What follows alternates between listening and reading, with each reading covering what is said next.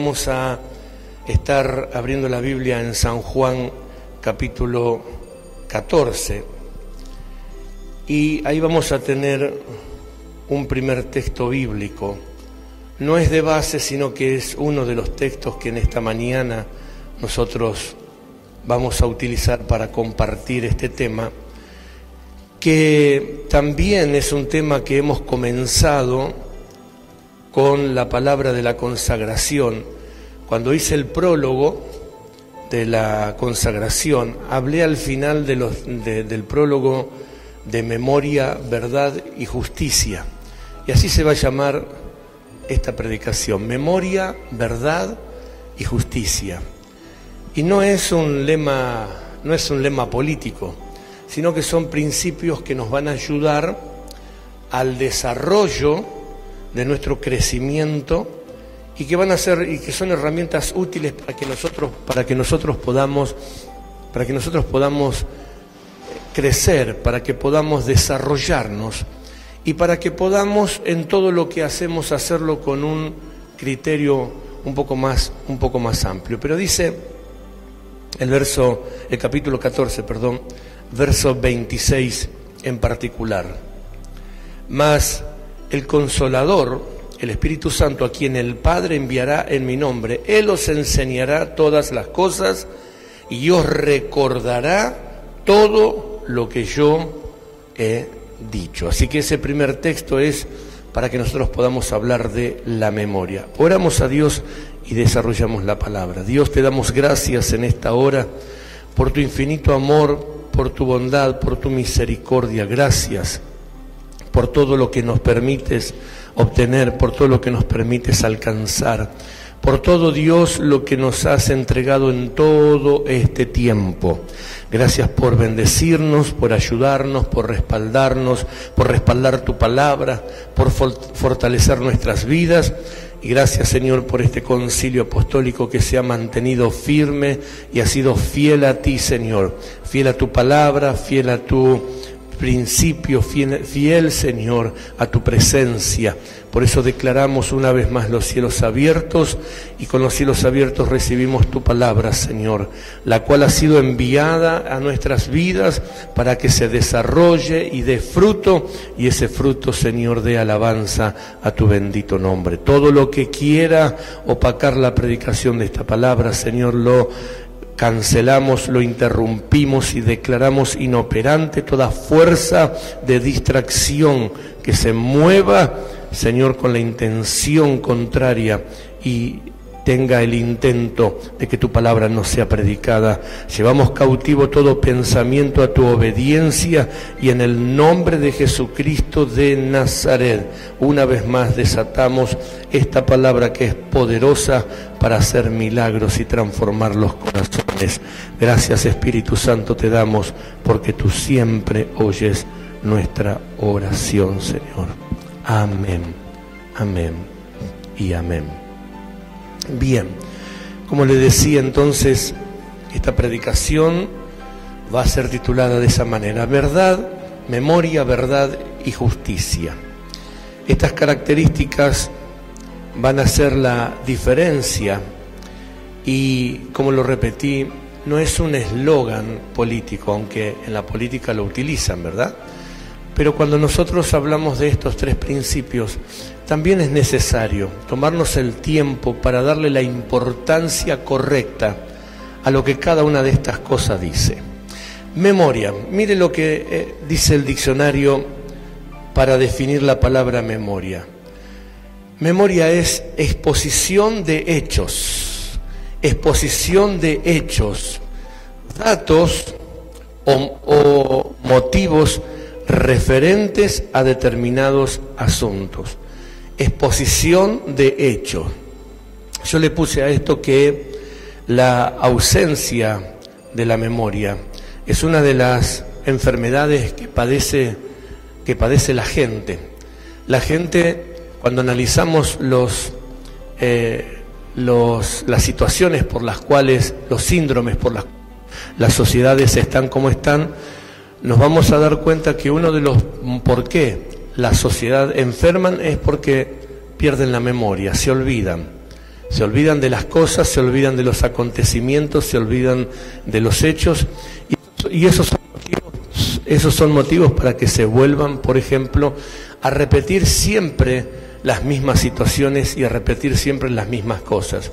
Vemos a las sociedades estancadas, vemos a las sociedades que no se pueden desarrollar y parece que están siempre dando vueltas sobre lo mismo, y nos preguntamos por qué las sociedades no cambian, por qué los pueblos no cambian, o por qué, si lo llevamos al ámbito social, por qué la gente repite los mismos errores. Y la gente repite los mismos errores una y otra vez porque pierde la capacidad de recordar, pierde la capacidad de traer al presente aquellas cosas que en algún momento le acontecieron y le pasaron. Entonces, las cosas que nosotros no recordamos, las cosas que nosotros quitamos de la memoria, son posiblemente las nuevas dificultades que vamos a tener que enfrentar, y si no hemos aprendido de lo que hemos transitado, seguramente cometeremos el mismo error. La Iglesia o el cristianismo tiene una lucha desleal con algunos principios que se han mal entendido. Por ejemplo, que no tenemos que vivir del pasado, que no tenemos que traer el pasado al presente, porque ni Dios se acuerda, porque Dios dice que todo nuestro pasado lo echará al fondo de la mar y nunca más se acordará de eso. Y está correcto, eso es lo que dice la Biblia, pero lo dice en referencia al pecado, a nuestra vieja manera de vivir, a lo que nosotros hacíamos, etcétera, etcétera. Cuando venimos al Señor y somos nueva criatura, entonces el Señor toma todo lo que nosotros éramos y lo saca de nuestras vidas para que nosotros no vivamos en condenación. Pero la verdad es que el hombre que pierde la memoria está destinado, está condenado a repetir el mismo error una y otra vez. En contracara a eso, yo también utilizo la palabra donde el Señor nos enseña y nos dice que no nos olvidemos del hueco de la cantera de donde fuimos arrancados. Entonces, si el Señor por un lado también nos dice que no nos olvidemos del hueco de la cantera de donde fuimos arrancados, nos dice que miremos hacia atrás para que podamos reconocer el camino que hemos hecho. Entonces, recordar nuestra forma de vivir equivocada no significa volver al pasado, sino que significa que yo me estoy preparando para no desviarme y no volver a cometer los errores que en algún momento cometí. Entonces yo escribí para esto que la ausencia de esta memoria es la enfermedad del por qué la gente hoy, y también la Iglesia, se queda sin memoria, se queda sin la posibilidad de crecer. Cuando nosotros, por ejemplo, hemos enseñado en este concilio, les hemos enseñado las formas de orar, les hemos enseñado la forma de hablar, les hemos enseñado la forma de predicar, las situaciones que nos han tocado vivir en algún momento de todos estos 21 años fueron tratar de modificar la forma y tratar de modificar la manera que se tenía que hacer las cosas.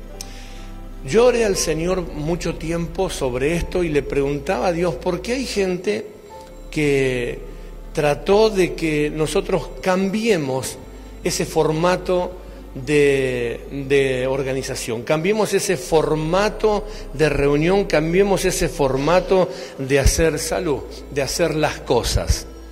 Entonces, al principio pensaba yo que posiblemente era porque gente no comprendía, gente no entendía, a lo mejor podía ser personas que se aburrían o que posiblemente asociaban la manera que nosotros teníamos de llevar adelante la visión de la Iglesia con alguna de las religiones de donde vinieron. Por ejemplo, del catolicismo, porque algunos dicen que el catolicismo es la reiteración, es la repetición de algunos principios.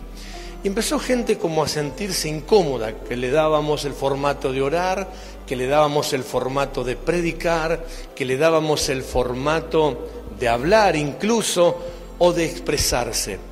Y eso no era otra cosa que la aplicación de unos principios que Dios nos había revelado, que Dios nos había hablado y que nosotros teníamos que traspolarlo al pueblo, teníamos que enseñárselo a la iglesia. Entonces,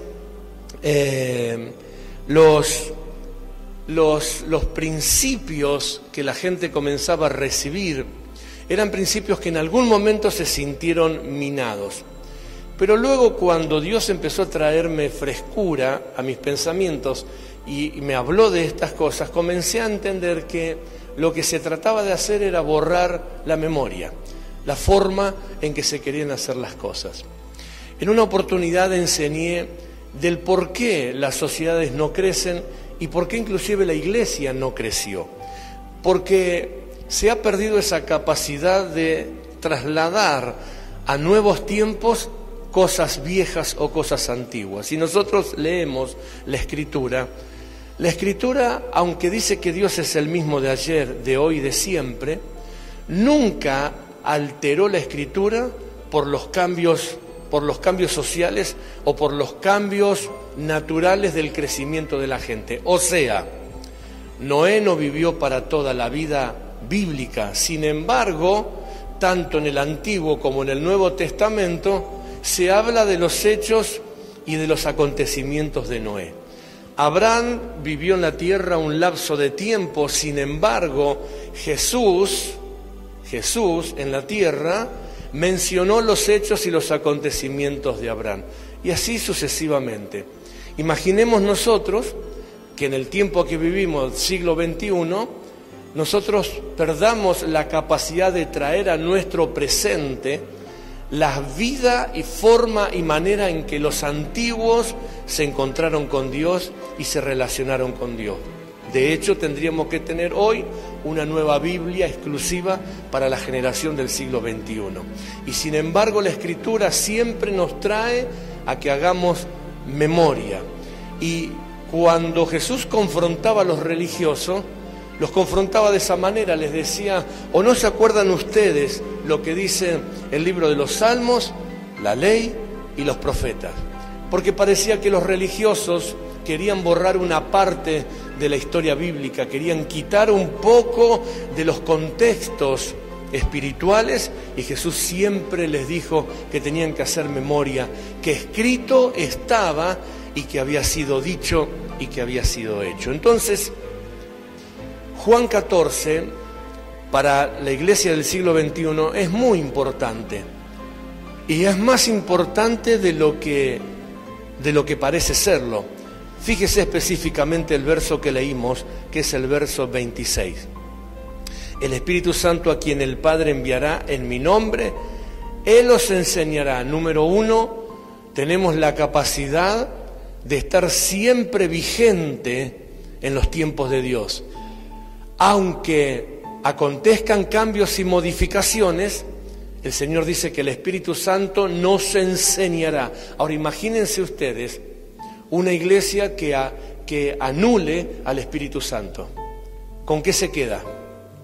Una iglesia que anule la virtud del Espíritu Santo. Si Jesús dice: el Padre enviará a otro Consolador que esté con ustedes y les enseñará. O sea que una iglesia que adormeció al Espíritu Santo, una iglesia que perdió la actividad del Espíritu Santo, un cristiano que perdió la comunión directa, diaria con el Espíritu Santo, se queda directamente sin enseñanza. Puede decir: yo leo libros, puede decir: yo escucho predicación, puede decir: yo leo la Escritura, puede decir un montón de cosas.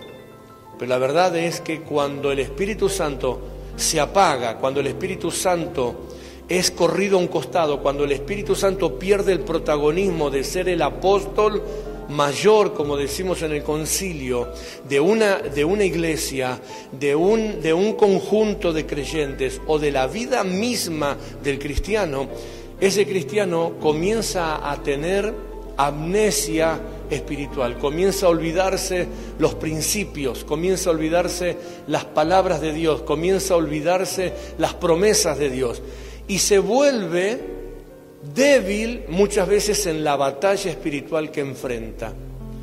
Y hay gente que ha dejado de recordar los principios de Dios y las promesas de Dios. Y un creyente que olvida los principios y las promesas de Dios se vuelve débil en las batallas espirituales, se vuelve anímico espiritual, porque pierde la capacidad de recordar lo que ya Dios dijo que va a acontecer o que va a pasar. Número 2, cuando el Espíritu Santo no está activo y operativo, Él dice que nos enseñará todas las cosas y recordará todo lo que el Señor nos dijo.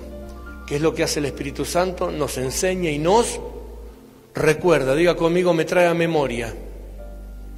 Me trae a memoria. Fíjate lo que es importante. ¿Qué es importante la memoria? Por eso se llama memoria, verdad y justicia. Un pueblo social que se queda sin memoria es un pueblo que va a volver a la esclavitud de alguno de los tiempos pasados. Un cristianismo que se queda sin memoria, es posible que se quede sin la virtud de poder recordar la grandeza de Dios y de perder las herramientas espirituales que tiene para su vida diaria. Cuando nosotros hicimos lo que hicimos, la forma de enseñar, la forma de predicar, la forma de instruir, fue con el propósito de que la gente recordara las cosas que Dios nos había hablado. Repetir. ¿Por qué repetir? ¿Por qué repetir? Fue la respuesta que nosotros le tuvimos que dar a mucha gente. Los predicadores, algunos de ellos que hemos tenido, algunos obreros que hemos tenido, cuestionaron y planteaban y decían, ¿por qué tenemos que repetir? Y mi respuesta fue, tenés que repetir para que no te olvides. Diga conmigo, tengo que repetir para que no me olvide. Entonces, una forma de hablar, una forma de reiterar, una forma de tener un modelo, una forma de tener una estructura, no va contra los principios de Dios, sino que tiene que ver con la capacidad de no perder la memoria, de no perder la capacidad de tener siempre presente que Dios. Y usted puede buscar o anotar Deuteronomio capítulo 6, versículos 6 al 9. Vamos a ver allí algo de la palabra de Dios también. Deuteronomio capítulo 6, versículos 6 al 9. Mire lo que dice, por ejemplo, acerca de la memoria, lo importante que es el recordar. Capítulo 6, verso 6 dice, y estas palabras que yo te mando hoy estarán sobre tu corazón. Y estas palabras que yo te mando hoy estarán sobre tu corazón. Y las repetirás a tus hijos, y hablarás de ellas estando en tu casa, y andando por el camino, y al acostarte, y cuando te levantes. Y las atarás como una señal en tu mano, y estarán como frontales entre tus ojos. Y las escribirás en los postes de tu casa y en tus puertas. Fíjate vos que la Biblia nos habla de memoria. Diga conmigo, memoria. La Biblia nos habla, y esa es la respuesta a la gente cuando te dice, ¿y por qué tenés que repetir? ¿Por qué tenés que usar lo mismo que? ¿Acaso vos no podés orar distinto? Sí, podés orar distinto, podés orar como quiera, pero hay conceptos, hay principios que están dados de una manera que tienen que ser inalterables, porque en el caso de una oración, por ejemplo, es una oración específica, es una oración que Dios nos dio para que podamos hablar de una manera específica. En el caso, gracias, en el caso de una declaración, en el caso de una predicación. ¿Por qué tenemos que hacerlo de una manera como lo hacemos? Usamos el ejemplo nuestro, ¿verdad? Usted va a ver que encontramos a los hermanos que tienen una forma o un modelo de abrir la reunión en oración. Tienen un modelo de oración en la consagración de finanzas. Y esas son cosas que en algún momento fueron cuestionadas. En algún momento trataron de desalentar a los hermanos y hacerlos sentir mal. Yo recuerdo que algunos hermanos se sentían hasta mal porque les decían: estás repitiendo lo mismo, siempre decís lo mismo, siempre orás lo mismo, siempre hablás lo mismo, porque es una forma para tener presente en la memoria lo que Dios nos dijo que va a acontecer con lo que pidamos.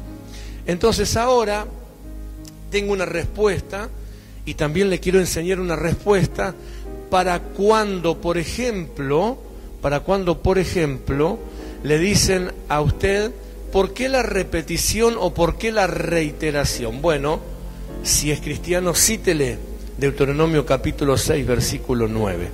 Se lo leo de nuevo en conjunto. Y esta palabra que yo te mando hoy estarán sobre tu corazón, y la repetirás a tus hijos. Qué cansador, ¿verdad? Y la repetirás a tus hijos. ¿Viste cómo dicen? Más, ya me lo dijiste, ¿cuántas veces me lo vas a decir? Y la repetirás. ¿Por qué apóstol repite tanto? Porque es un mandato. Y el Señor nos está ayudando, y el Espíritu Santo nos está ayudando a que no nos agarre Alzheimer espiritual, que perdamos la memoria. Vivimos un tiempo tan hostil, de tanta opresión, que es necesario que eso esté fresquito sobre tu vida, porque cuando en tus desafíos diarios te encontrás con dificultades, ¿cuáles son las herramientas que tenés que usar para esos momentos? Diga conmigo: la memoria. ¿Qué me dice la memoria? Lo que ya Dios me habló. Entonces en ese momento aplicás lo que ya Dios te habló. ¿Se acuerdan a Jesús en el desierto, en la tentación? Jesús estaba con hambre, ayunando 40 días, 40 noches, sin beber, sin comer. Los ángeles lo servían y viene el tentador a tentarlo. Y le dijo: con que tenés hambre, ¿por qué no le decís a esa piedra que se convierta en pan? Y Jesús la hizo simple. ¿Qué usó?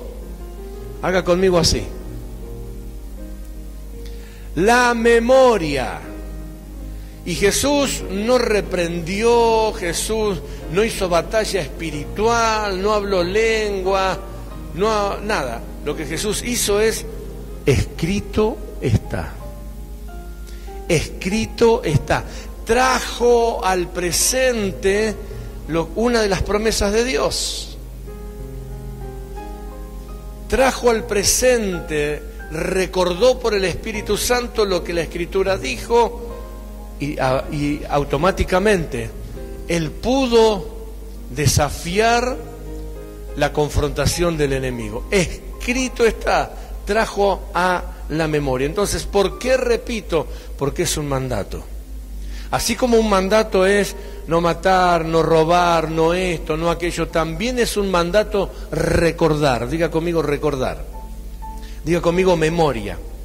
Entonces, Deuteronomio 6 dice: y la repetirás a tus hijos, y hablarás, y les hablarás de ellas, estando en tu casa, andando por el camino, al acostarte y cuando te levantes. O sea, si se lo repetiste a la mañana, se lo repetís a la tarde de nuevo.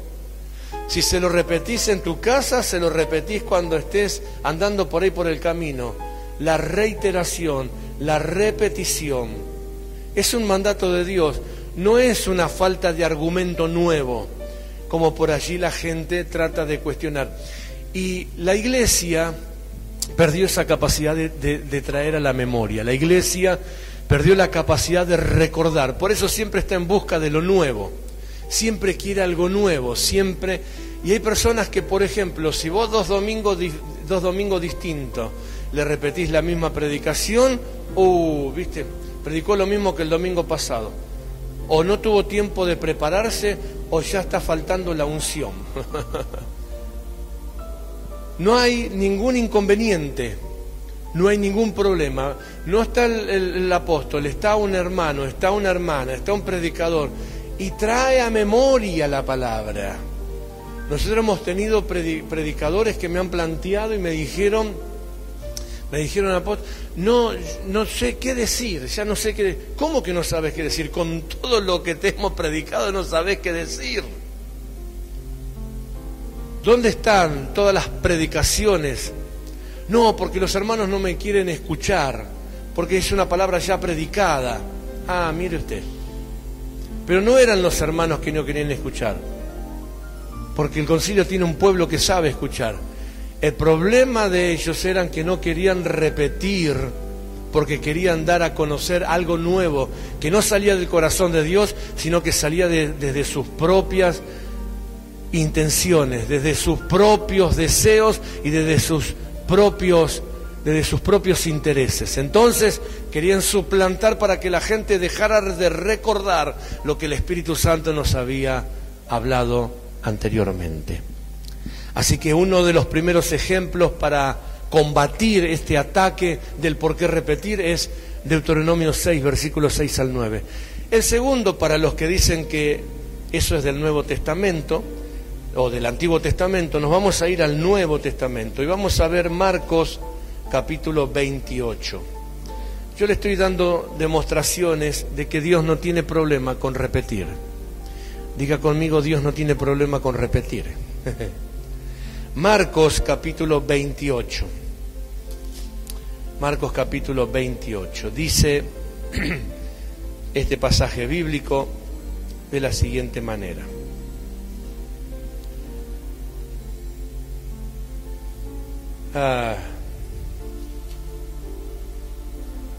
O espéreme, Mateo. Ajá.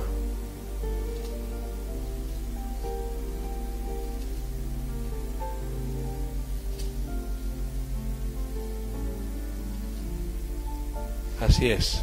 Mateo capítulo 28. Corregimos el error rápido para algunos. Bonsái de la vida. Hoy estoy con términos muy finos. Iba a usar la frase los champiñones espirituales. ¿Vio el champiñón cómo es? Pura cabeza, es un honguito que se hace así grande, pero qué tiernito que es, cuando uno lo toca o el viento, y a veces con el mismo peso de la cabeza sopla un viento y se cae solo. Bueno, en el cristianismo también hay muchos champiñones espirituales que se han llenado la cabeza de intelecto, pero que no se han desarrollado con raíces. Son estos, los champiñones de la vida, los que tratan de minar la capacidad de Dios en la reiteración y en la repetición, porque dicen de que no es la forma de Dios. Pero bíblicamente vamos a ver algunas formas de Dios. Ya vimos Deuteronomio, donde el mandato es repetir, reiterar, traer a memoria. Y ahora el verso 20, mire lo que dice. Enseñándoles, habla de la gran comisión. Dice, toda potestad me da en el cielo, en la tierra y debajo de la tierra, y a quien quiero,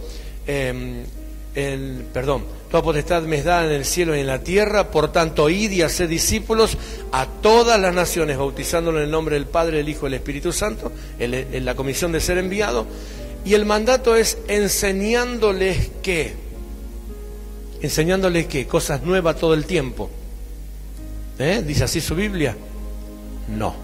Enseñándoles que guarden todas las cosas que os he mandado. Enseñándoles que guarden todas las cosas, y aquí yo estaré con vosotros todos los días hasta el fin del mundo. Fíjese lo que dice Jesús: ustedes vayan a todas las naciones, vayan a ser discípulos, vayan a predicar el Evangelio, Y el mandato es: enséñenle que guarden los mandamientos, que guarden las palabras que yo les he enseñado. El segundo ejemplo es que guarden. ¿Para qué es guardar? Para tener memoria, para traer a memoria las cosas que Dios... Jesús le está diciendo: ustedes van a alcanzar gente que no me vio, ustedes van a alcanzar gente que no me escuchó, ustedes van a alcanzar gente que no me vieron caminar, por la sencilla razón de que Jesús iba a estar un tiempo en la tierra y luego iba a ser levantado, sentado a la diestra de Dios. Jesús le está diciendo: ustedes me vieron caminar, pero van a alcanzar personas que no me vieron caminar. Ustedes vieron mi proceder, ustedes vieron cómo yo anduve, ustedes vieron, son testigos fieles, de oído y de vista, cómo yo he procedido en el mandato de Dios Padre. Cuando ustedes vayan a esa gente y alcancen esa gente que a mí no me vieron como ustedes me vieron, les mando que le enseñen que guarden las cosas que yo les he mandado a ustedes. Y esto no es otra cosa que traer a un nuevo tiempo las cosas antiguas que Jesús había hecho. Uno de los recursos más poderosos que tenemos en los días hostiles que tenemos que vivir es traer a la memoria las palabras que Dios nos ha hablado, las cosas que Dios nos ha dicho, los momentos en los cuales Dios nos ha visitado, los momentos en los cuales Dios se nos ha revelado, aquellas cosas que Dios descubrió para nosotros, aquellos días en los cuales el Señor nos descubrió una parte de la palabra que antes nos había estado oculta y que un velo no nos dejaba obtener el conocimiento. En esos momentos crueles, en esas batallas raras, en esos días difíciles, en esos momentos donde no entendemos por qué está aconteciendo o estamos viviendo las cosas que vamos viviendo, ese es el momento para que nosotros podamos traer a la memoria lo que Dios nos habló y que nos podamos decir a nosotros mismos: recordá lo que Dios ya te dijo. Y es como decirle, Jesús le dijo al adversario: escrito está. En otras palabras, esto ya fue dicho. Y cuando nosotros decimos esto ya fue dicho, estamos activando esa reserva de recursos espirituales que tenemos, que acompañan a la oración, que acompañan al ayuno, que acompañan a la lectura bíblica, que acompañan a todas las herramientas espirituales que tenemos. Otro principio de memoria. Y si usted me acompaña, vamos hasta Primera de Corintios, para ver que en varias oportunidades muchos utilizaron la memoria para combatir principios que querían destruir la iglesia, principios que querían dividir al pueblo, principios que querían hacer retroceder al cristianismo. En esta ocasión le toca al apóstol Pablo instruir acerca de la memoria.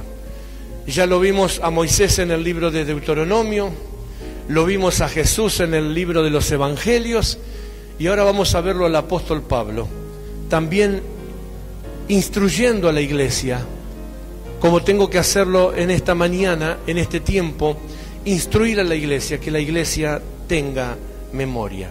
Capítulo 4, versículo 17. Y dice así: por esto mismo, y este versículo, por esto mismo, significa que es la unión con los versículos anteriores. Luego lo leemos si usted quiere, para ponerlo en contexto. Pero Pablo dice: por esto mismo os he enviado a Timoteo. ¿Quién era Timoteo? Mi hijo amado y fiel en el Señor, el cual os recordará mi proceder en Cristo. Yo leí esta madrugada una versión que decía: el cual les hará memoria de cómo yo me muevo en el Señor. Y me pareció muy bonita esa versión.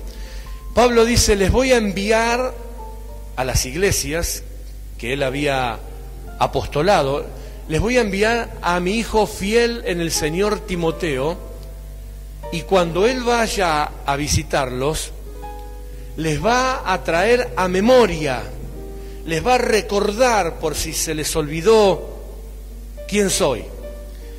Les va a traer a memoria las cosas como he hecho, como he vivido, cómo me conduje, de qué forma aún me sigo moviendo en el Señor. La tarea de Timoteo no era llevarle la revelación del séptimo cuerno del Apocalipsis. La tarea de Timoteo no era llegar a la iglesia y a espaldas de Pablo decirle a la iglesia algo novedoso, que la iglesia se ponga contenta.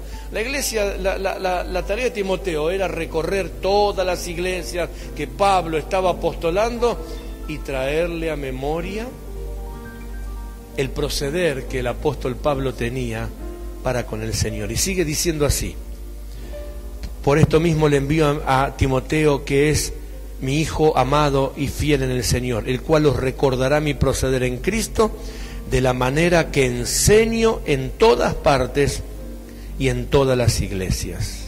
Mas algunos, versos 18, están envanecidos como si yo nunca hubiese de ir a vosotros.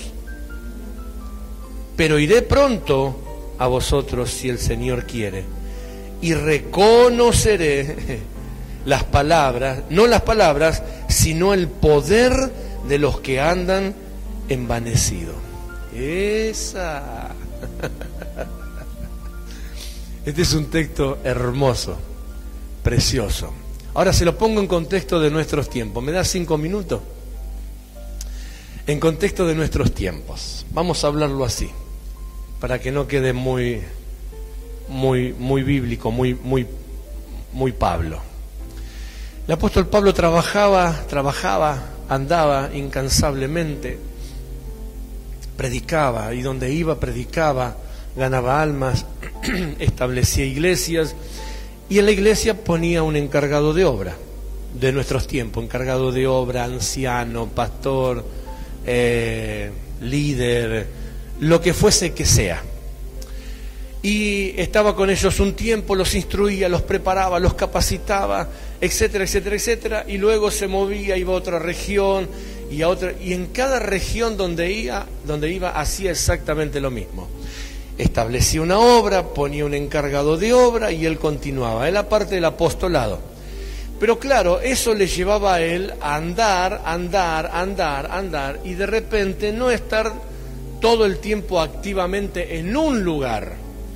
Entonces, ¿qué es lo que acontecía? Cada uno de los que quedaban a cargo en ese lugar, es lo que pasa siempre, o casi siempre, medio como que le gustaba la idea de que ahora él era, ¿verdad?, la parte visible, y se hacía y se apoderaba de un lugar que no le había sido confiado y que no se le había entregado. Entonces, en la ausencia del apóstol Pablo, andaba como envanecido, o sea, altanero, como que se había entronado y como que ahora quería hacer lo que se le ocurría y como le parecía. Entonces el apóstol Pablo escribió una carta y le mandaba a las iglesias, le mandaba a los hermanos, contándole, etcétera, etcétera, etcétera. Que Pablo no estaba presente físicamente no significaba que estaba ausente espiritualmente. Entonces, cuando Pablo empieza a descubrir, es el síndrome de los bonsái espirituales, comienza a descubrir lo tóxico que había en las iglesias. Lo toma Timoteo, que era su hijo fiel, que era la persona que estaba con él, que lo veía caminar, que lo veía el proceder. Y Pablo le daba cartas a Timoteo y lo mandaba a recorrer todas las iglesias para que vaya en su lugar. El segundo ejemplo extraordinario de cómo funciona esto que Timoteo también podría, si tenía un espíritu distinto, podía haber tomado la oportunidad y decía, yo vengo en el lugar de Pablo, entonces ahora vengo a traerle algo distinto.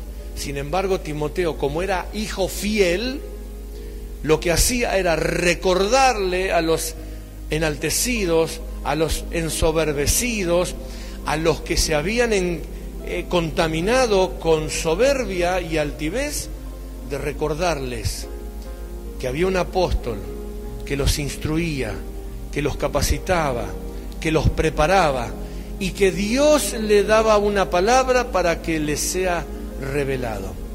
Si usted lee bien esto, y una vez lo prediqué y causó un impacto un tanto raro, porque cuando hablé esto dije, ¿saben una cosa? Y le pregunté en una capacitación de obreros, ¿de quién creen ustedes que Timoteo hablaba? ¿De Jesús o de Pablo? Entonces el chip religioso termina automáticamente, la respuesta es Jesús, porque nosotros tenemos que predicar de Jesús, tenemos que hablar de Dios. Cuando Timoteo iba a las iglesias, no es que anulaba a Jesús, no es que anulaba a Dios, sino que le traía a memoria a los envanecidos la forma en que Dios había utilizado a Pablo y lo había puesto para el crecimiento de las iglesias.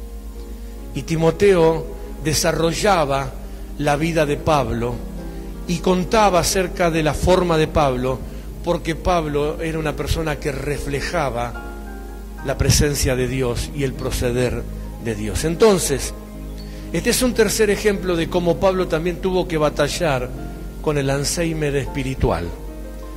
Porque eso le pasa al cristiano cuando empieza a ser contaminado con las cosas que hoy están siendo contaminados la mayoría de los cristianos. Pierden la memoria.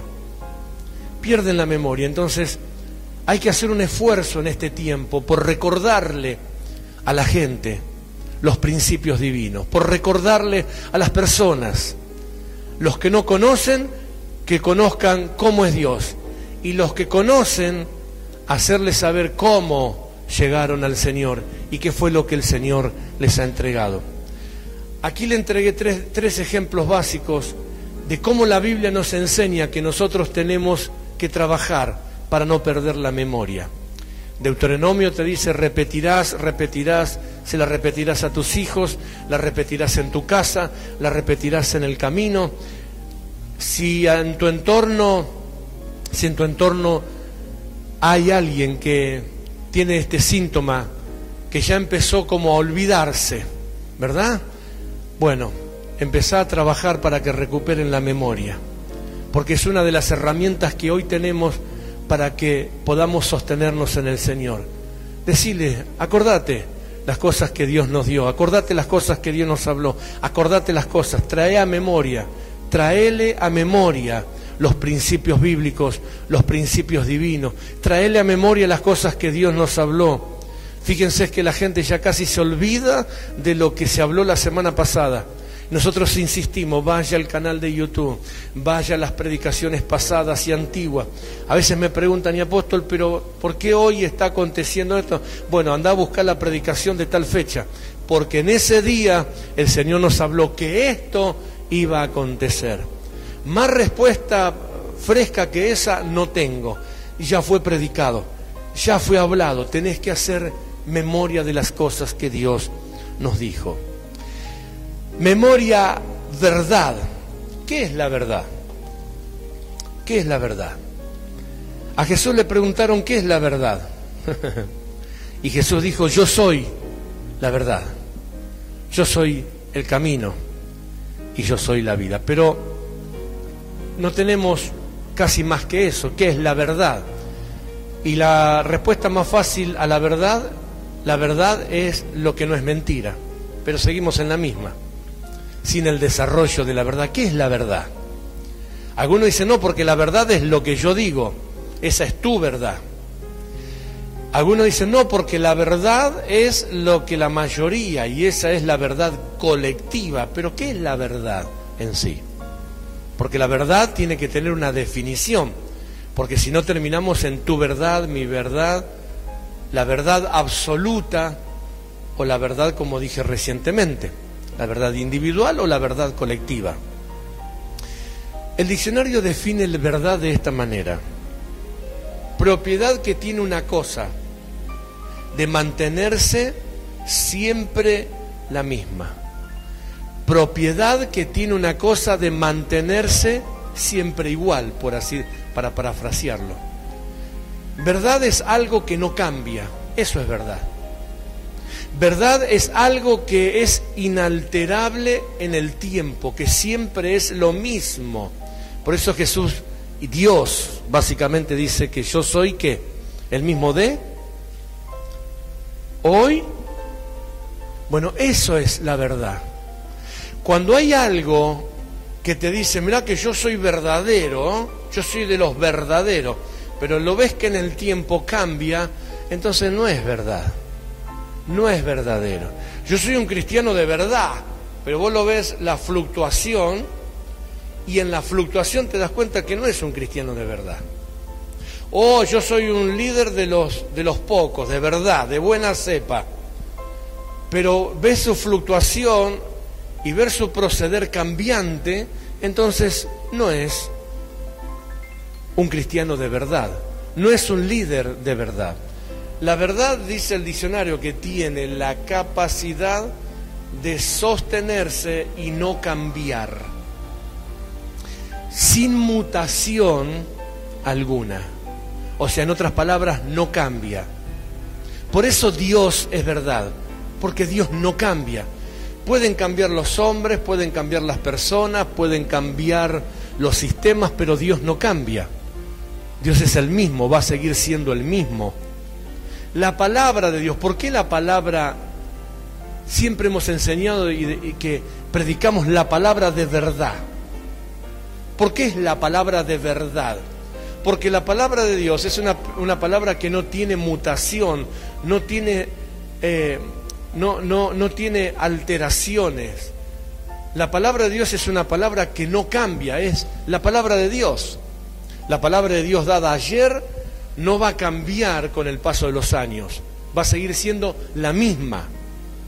Puede tener más revelación o puede tener menos revelación, de acuerdo al instrumento que la dé, pero la palabra que es de Dios y no es de hombre, es una palabra de verdad.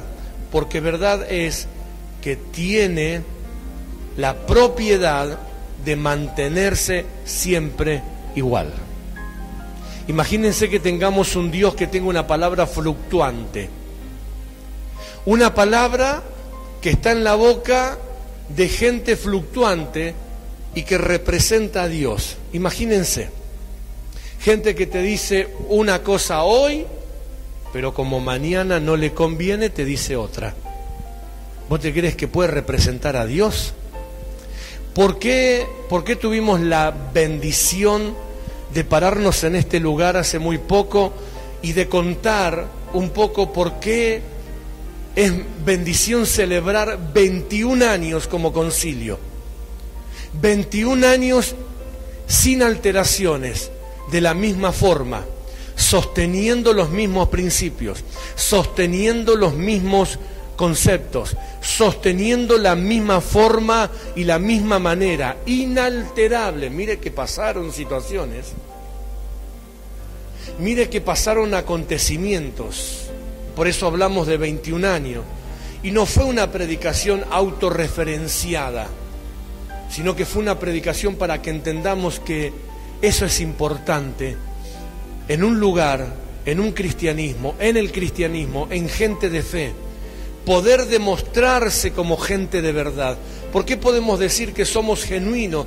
Porque durante 21 años, no 2 días, no 2 meses, durante 21 años, debajo de presión, debajo de batalla, contra viento y marea, contra circunstancias adversas, contra situaciones deshonestas, este concilio siempre hizo exactamente lo mismo.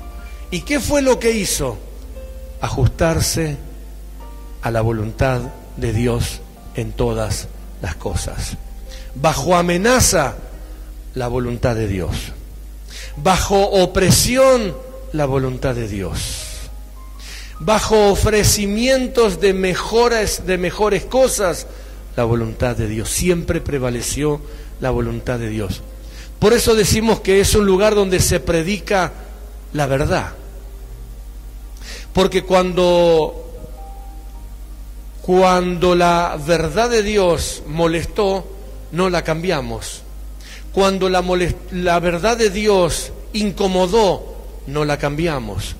Cuando la verdad de Dios confrontó a las personas, no la cambiamos.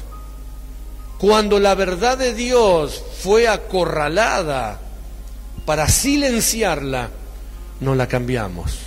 Y siempre dijimos, mejor es obedecer a Dios antes que a los hombres, a las personas. Entonces, memoria ya hemos visto. Verdad. ¿Qué podemos decir para la verdad? Para la verdad podemos hablar estas cosas. Volvamos a 14 de Juan, por favor.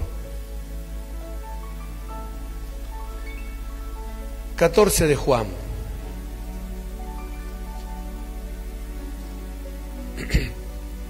Y vamos a ver aquí por qué nosotros debemos estar atentos a lo que es verdad. 14 de Juan dice en el verso 17, 15 si quiere también: si me amáis, guardad mis mandamientos, y yo rogaré al Padre y os dará otro Consolador para que esté con vosotros para siempre. Que tenemos una compañía, ¿cómo? Eterna, para siempre, continua, para siempre, en todo momento, en toda circunstancia, para siempre. El verso 17, ¿cómo es el Consolador que Jesús iba a enviar, o que Dios iba a enviar por el pedido de Jesús? El Espíritu de verdad. Y acá viene mezclado, ¿no? El Espíritu de verdad. Y viene la pregunta, ¿qué espíritu tenemos?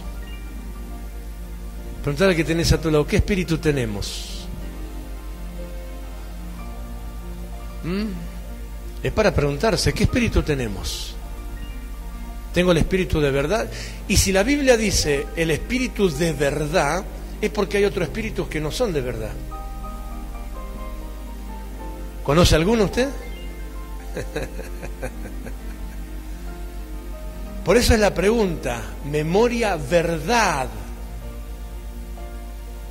Y fíjese, el espíritu de verdad, el cual el mundo no puede recibir. ¡Wow! Entonces acá hay que hacer otra pregunta. ¿De dónde somos? Decía que tenés a tu lado, ¿de dónde somos? ¿Qué espíritu tenemos y de dónde somos? ¡Wow!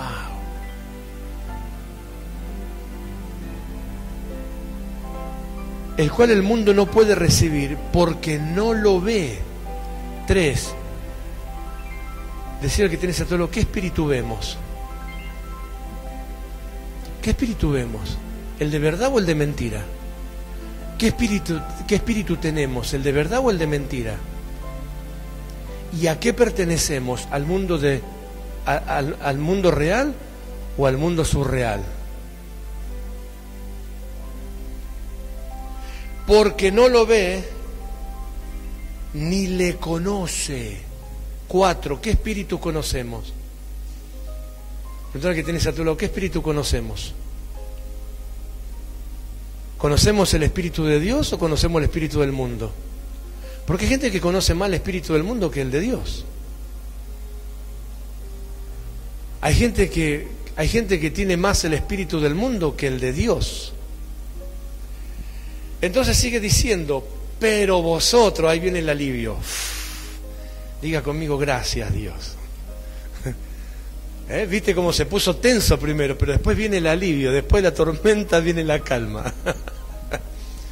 Pero vosotros, gracias, lo conocéis porque está en vosotros y estará con vosotros. O al revés, estará con vosotros y estará en vosotros.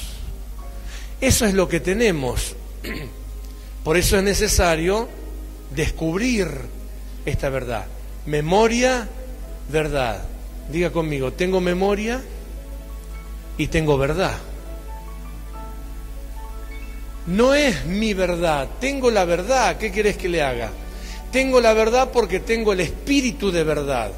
Tengo la verdad porque tengo un espíritu diferente. Tengo la verdad porque no tengo el espíritu del mundo, tengo el espíritu del reino. Tengo la verdad porque puedo ver a Dios a través del Espíritu de Dios. Entonces aquí anoté varias preguntas, como ya las hice. ¿Qué espíritu te motiva? ¿Qué espíritu tenemos? ¿Qué espíritu te conduce? Porque nosotros dice que tenemos el espíritu de verdad. Y recuerde que verdad es propiedad que tiene una cosa de mantenerse. ¿Qué es lo que me motiva? Me motiva un espíritu que no cambia. ¿Está entendiendo lo que le digo esta mañana?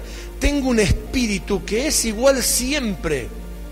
Tengo un espíritu que es el mismo que estuvo en Génesis cuando Dios estaba haciendo al hombre a imagen y semejanza. ¿Cuánto tiempo pasó de Génesis, del huerto de Edén, de Adán y Eva, hasta nuestro día de hoy? ¿Cuánto tiempo pasó? Muchísimos años. Y fíjese que el espíritu que hoy está con nosotros es inalterable. Pasaron los años, pero sigue siendo el mismo espíritu del huerto de Edén. El mismo espíritu que se manifestó en los tiempos de Moisés, el mismo espíritu que estuvo con Abraham, el mismo espíritu que estuvo con Elías, que estuvo con Eliseo, que estuvo con David, el mismo espíritu que estuvo con Cristo, con Pablo, los apóstoles, y es el mismo espíritu que Dios envió a nuestros tiempos para que esté con nosotros hasta que Cristo venga. Verdad, algo que no se modifica. ¿Cómo puede un cristiano que habla lengua, que predica la palabra, tener tantas alternancias cuando dice que tiene el Espíritu de Dios en su vida? Si tiene el Espíritu de Dios en su vida y me está demostrando con hechos de que cambia de parecer como la luna y el sol, entonces no tiene el mismo espíritu que tengo. Entonces no lo motiva el mismo espíritu que me motiva. Cuando tengo un espíritu que me motiva a crecer y a multiplicarnos, y descubro a alguien que en lugar de sumar, resta, ¿qué crees que hay ahí? Un espíritu diferente. Jesús se los dijo muy clarito: vosotros no sabéis de qué espíritu sois. Se lo dijo a sus propios discípulos. El que conmigo no junta, desparrama, y que el conmigo no está, contra mí es. ¡Guau! ¡Qué espíritu! Cuando vos encontrás a la gente tan fluctuante, que hoy te dice maravillas de algo y mañana lo denosta, lo sepulta, lo traiciona, lo intenta derribar, lo intenta destruir. Entonces uno tiene que preguntarse, ¿qué espíritu está en esta persona? Porque no es el espíritu del Padre, porque el espíritu del Padre es el espíritu de verdad, y la verdad no es la que yo estoy diciendo, la verdad es la que se demuestra porque no tiene fluctuación. 21 años pasaron con las mismas demostraciones de compromiso, de fidelidad, de responsabilidad, de sinceridad. 21 años que no se modificó nada, absolutamente nada, a pesar de las cosas que se vivieron, solo por una cosa: porque el que nos conduce no tiene fluctuación, por eso no podemos fluctuar. Porque el que nos conduce no tiene alteraciones, por eso no podemos hacer lo que se nos antoja y tenemos que seguir los pasos de Dios, del Espíritu Santo. Eso es la verdad. Cuando te dicen, ¿y vos cómo sabés qué es la verdad?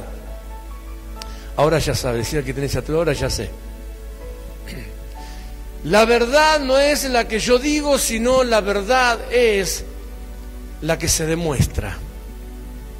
No tiene alteraciones, no tiene fluctuaciones, no cambia.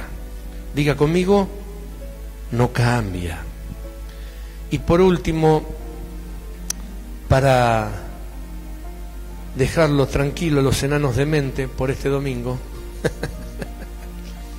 justicia, diga conmigo justicia. Vamos a ver lo que es la justicia hoy. La justicia no tiene que ver con sed de venganza. La justicia no está relacionada solamente a que Dios me defienda de algo. Justicia se define de esta manera: principio moral que lleva a determinar que todos deben vivir honestamente. Eso es la justicia. Es un principio moral que lleva a determinar que todos deben vivir honestamente. Eso es la justicia. Cuando hablamos de justicia, estamos hablando que es un principio que iguala. Diga conmigo, un principio que normaliza. Un principio que iguala. Ahora, esto es cortito y es práctico. No solo hablar de la justicia como herramienta de defensa ante una irregularidad, sino además nos muestra la forma de nivelación que Dios ejerce en su reino. Por eso la Biblia nos enseña que en Dios, ¿cómo somos? ¿Cómo somos en Dios? ¿Todos? ¿Hay uno mejor que otro en Dios? Somos todos iguales.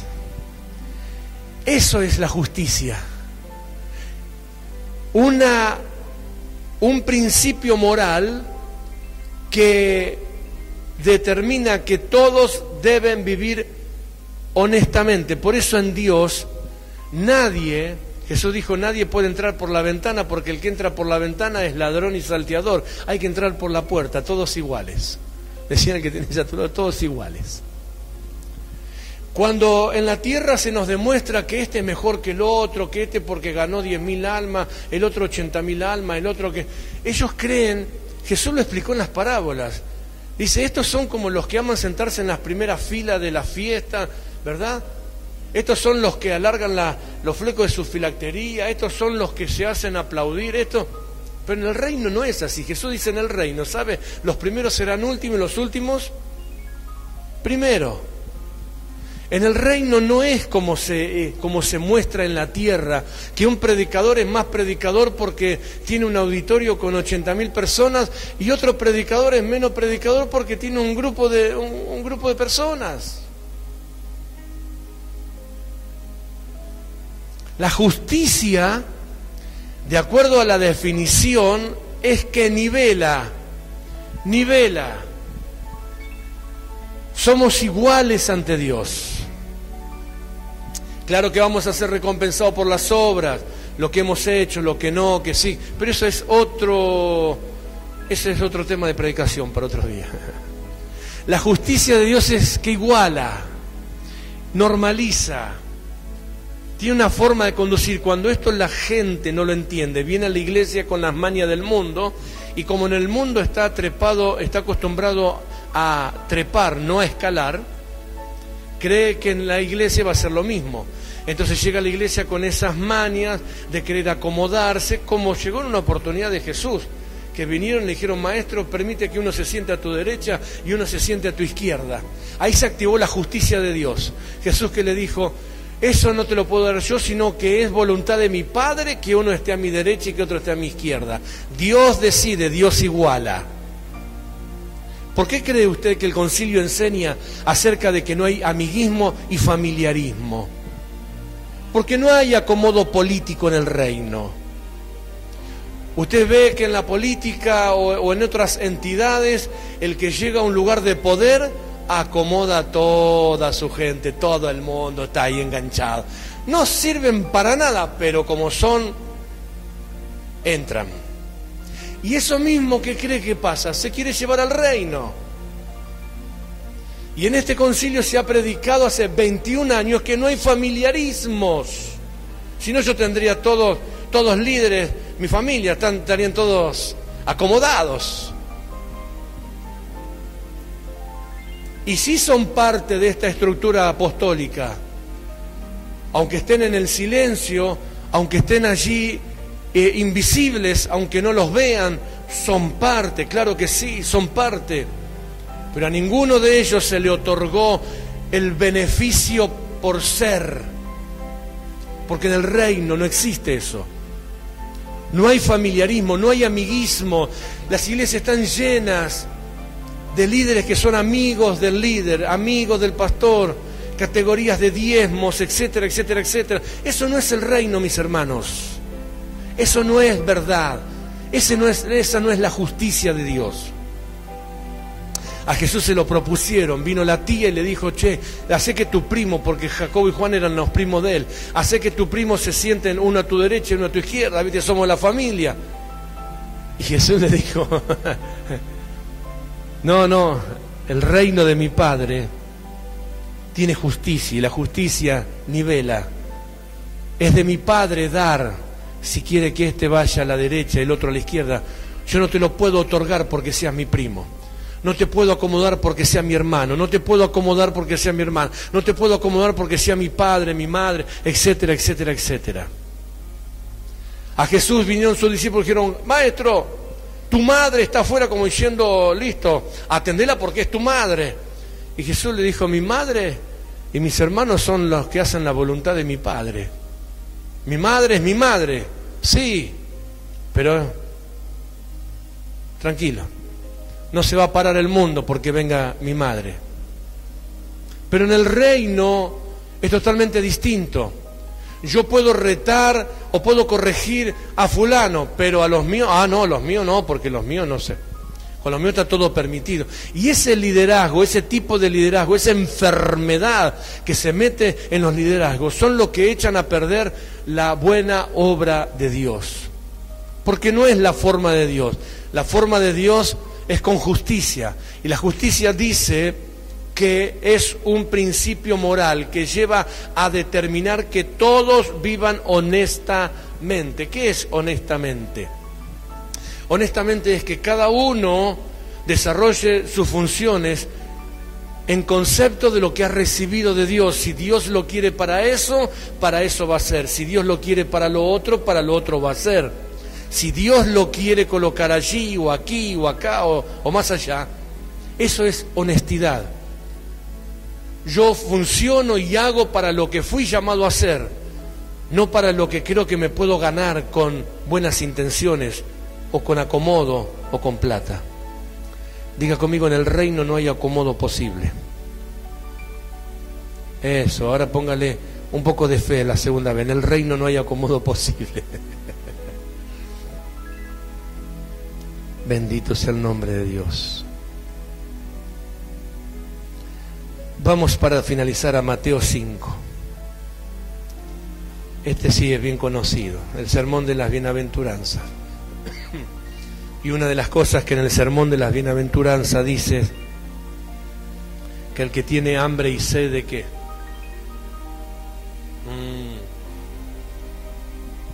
El que tiene hambre y sed de justicia será saciado. Es el sermón de las bienaventuranzas, y una de esas es: bienaventurados los pobres en espíritu, porque de ellos es el reino de los cielos. Bienaventurados los que lloran, porque recibirán consolación. Bienaventurados los mansos, porque ellos recibirán la tierra por heredad. Bienaventurados los que tienen hambre, verso 6, y sed de justicia, porque ellos serán saciados. Ellos serán saciados.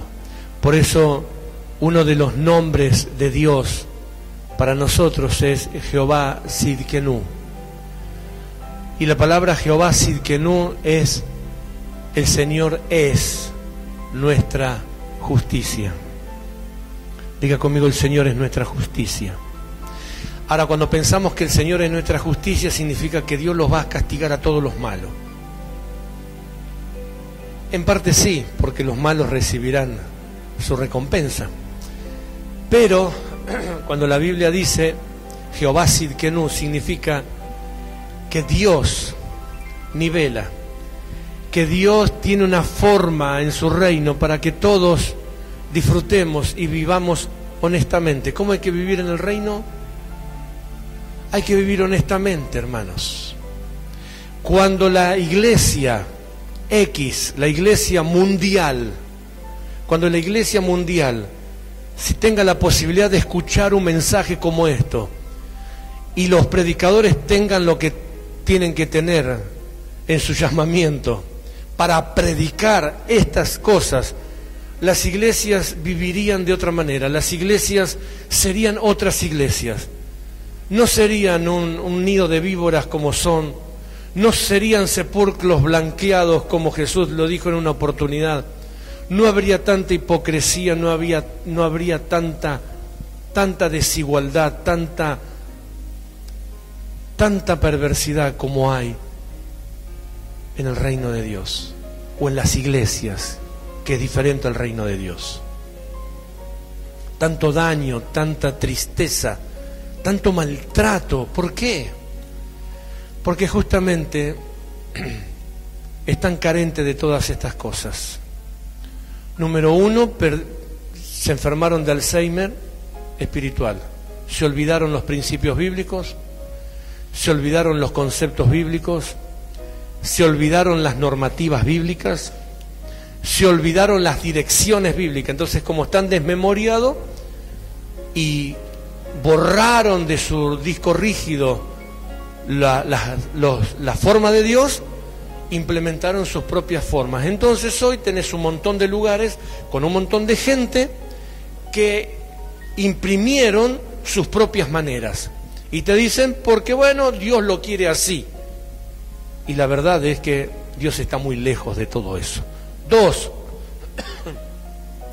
perdieron la verdad, porque la verdad que entregan es su verdad, es su forma, es su manera, su razonamiento.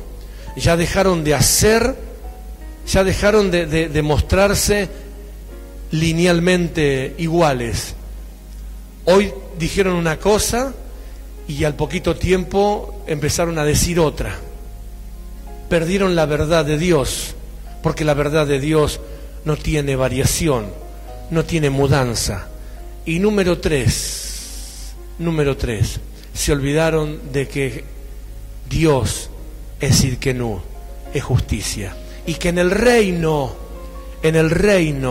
nadie puede comprar posiciones, en el reino nadie puede comprar titularidades, en el reino nadie puede usurpar espacios, porque Dios nivela, porque delante de Dios somos todos iguales. Y hemos tenido pruebas sobradas. Dale un cargo a alguien en una iglesia y después mandarlo a limpiar. No, para eso están los hermanitos nuevos. Y ya le meten hermanito, porque ya el diminutivo, como ellos ya están arriba, ya el hermanito. Y ya el nuevo, como que el nuevo tiene la tarea de servidumbre. Y no importa los años que tengamos en el Señor, todos nosotros somos siervos de Dios. ¿O no somos siervos de Dios? ¿Cuántos siervos de Dios hay? Esa es otra palabra denostada, ¿verdad? No, yo soy el siervo de Dios. No puedo limpiar una silla porque soy el siervo de Dios. Y siervo se le dice al que sirve. Pero como no queda bueno decir cuántos le sirven a Dios, queda más impactante decir cuántos siervos de Dios hay, porque está asociado al siervo con el predicador. Pero el que limpia también es siervo, el que abre la puerta también es siervo, el que barre también es siervo, el que junta los papelitos también es siervo, el que corta el pasto también es siervo, el que pinta la iglesia también es siervo, el que canta también es siervo, el que ejecuta un instrumento también es siervo. Ahí vienen los siervos del Señor y es una competencia de perfume y traje. Pero tirale una escoba a ver cuántos siervos quedan. No, pero yo eso lo hice cuando era nuevito. Yo no sabía que había fecha de vencimiento para el servicio. No, pero ir a visitar a un enfermo, eso es para los nuevitos, porque son los primeros pasos. Yo no sabía que eso era por categoría. ¿Entiende lo que estoy hablando, no? En el reino de Dios es diferente. En el reino de Dios todos podemos hacer todo. Por eso la visión apostólica no es muy aplaudida y no prospera mucho en cantidades numéricas de personas. Porque a nadie le gusta que los igualen, porque todos tienen el síndrome de ser cacique. Pones 5 a trabajar y ya alguno se quiere sobresalir y mandar. No entienden que somos todos iguales, que podemos trabajar todos juntos y está todo bien y Dios nos va a bendecir. No, si hay 5, uno tiene que mandar y 4 tienen que escuchar. Y en estos tiempos peor. 4 mandan y uno trabaja por los otros 4 que mandan. Cada vez más desigual. En el reino no es así. ¿Por qué la Biblia, termino con esto, registra... ¿Por qué la Biblia registra que Jesús lavó los pies de los discípulos? No es un principio de humillación. Jesús dijo, el que quiera ser grande en el reino de los cielos, hágase ¿qué? Hágase siervo de su hermano. ¡Wow! Y Jesús, cuando hizo eso, estaba en el top 10 más alto de su ministerio. El momento de más unción y de más gloria, Jesús hizo lo que nadie pensaba. En el momento de más unción y de más esplendor, podríamos decirlo para nuestros tiempos, en el momento de más like, en el momento de más aplauso, de más contrataciones, de más estadios llenos, Él agarró, se ajustó su túnica, trajo un recipiente con agua y le lavó los pies a los discípulos. Y les dijo, ¿ustedes quieren ser grandes? No van a ser grandes por llenar estadios, no van a ser grandes por las conversiones multitudinarias en el Coliseo, no van a ser grandes porque tienen 1.200 asociados en la cuenta de Facebook, de Instagram o de TikTok, no van a ser grandes porque tienen una agenda de todo el año para predicar, para ir a otras naciones, no van a ser grandes por eso. Si quieren ser grandes, conviértanse en siervos, sirvan. El pedazo de pan, el vaso de agua, el bocado de alimento, la visita al enfermo, la visita a siervo. La organización, la limpieza, todo tiene que ver con el mismo principio. Eso es la justicia de Dios. Eso es la justicia de Dios. Dios nivela, Dios iguala. Y ya lo prediqué, hay gente que está tan aferrada a la corona que cree que tiene, que si se agacha a levantar un papel cree que se le va a caer la corona. Y a nadie se le va a caer nada por acomodar algo, por hacer algo, por buscar algo, por asistir a alguien. A nadie se le va a caer nada. Memoria, verdad y justicia. Bienaventurados los que tienen hambre y sed de justicia, porque serán saciados. Mira vos. Entonces la pregunta es, ¿cuánto tienen hambre y sed de justicia? Y si lo preguntás sin enseñarlo, decís, ¿cuánto tienen hambre y sed de justicia? Yo, porque tengo que ver cómo cae mi adversario. Pero no está hablando de esa justicia. De hecho, tu adversario va a caer y lo vas a ver. Pero Jesús está hablando de otra cosa. ¿Cuántos tienen hambre y sed de ver cómo se nivela todo?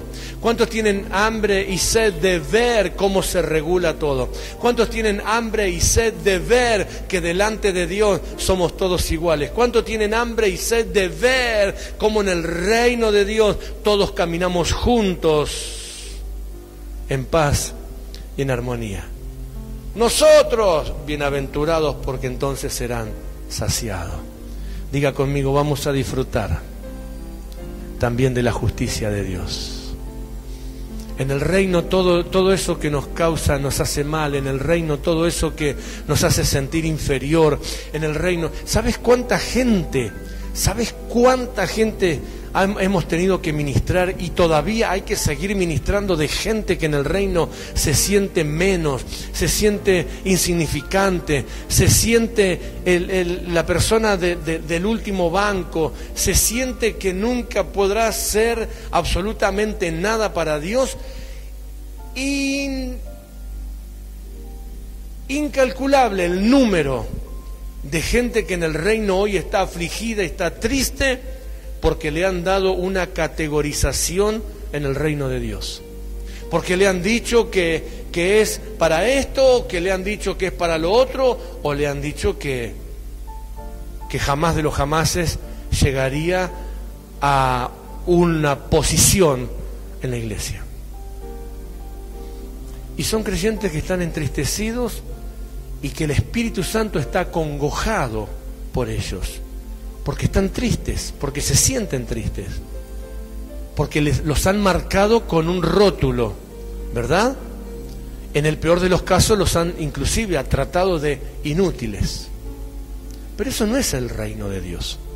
En el reino de Dios eso no existe, porque el reino de Dios nivela. En el reino de Dios iguala.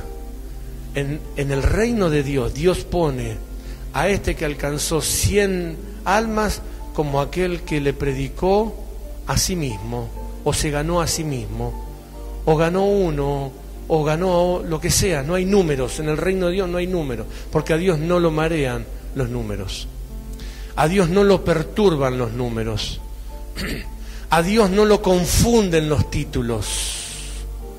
Dios es Dios. Así que en esta mañana aquí le dejo lo que Dios puso en mi espíritu: memoria, verdad y justicia. No se olvide de todo lo que Dios le ha hablado. Sepa que Dios no tiene sombra de variación y que Dios no cambiará. Dios y su palabra siguen siendo la misma.